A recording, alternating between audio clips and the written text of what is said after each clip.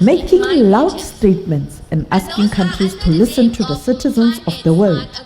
Unfortunately, corporations are coming in and trying to force their technology on us. That technology is eroding traditional ways of farming and agriculture.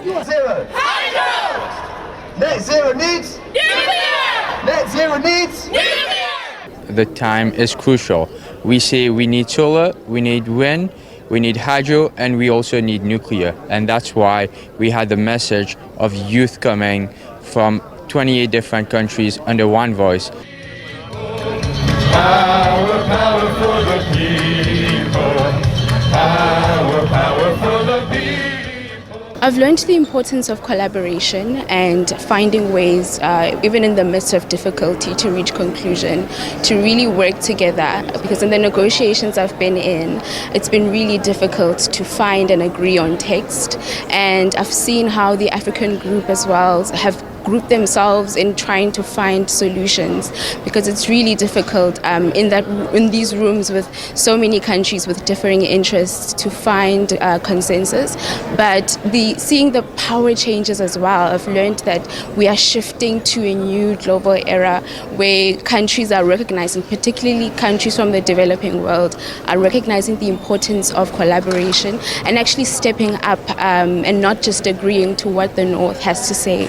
The UN chief is back in Dubai and on a final push. We are in a race against time. As I said at the opening of COP28, our planet is minutes to midnight for the 1.5 degree limit, and the clock keeps ticking.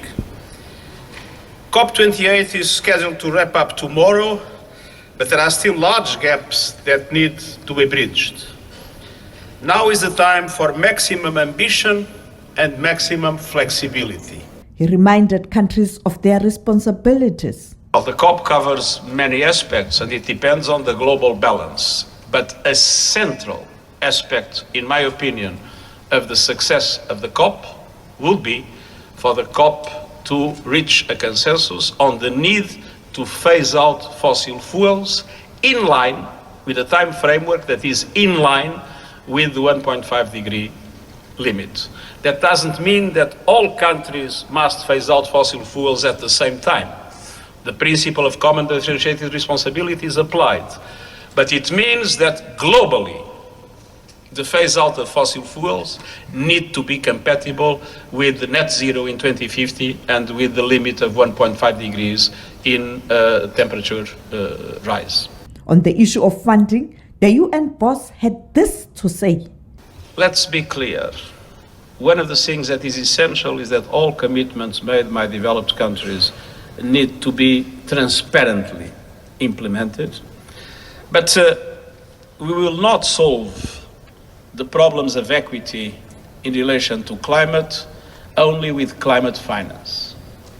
That is the reason why I've been advocating for reforms in international financial architecture, for effective debt relief mechanisms, and for, as I mentioned today, the change, the increase of capital and the change in business model of international multilateral banks in order to make sure that much more resources are available for developing countries in order not only to meet their objectives in climate action, mitigation, adaptation, but also to address the dramatic financial situation in which many of them are.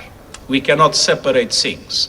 Of course, we cannot expect the COP to solve all the financial problems of developing countries in the world, but it's important that the COP gives a strong signal that those problems, beyond the strict problems of climate finance, that those problems need to be addressed. Sophie Mugwe, SABC News, COP28 in Dubai.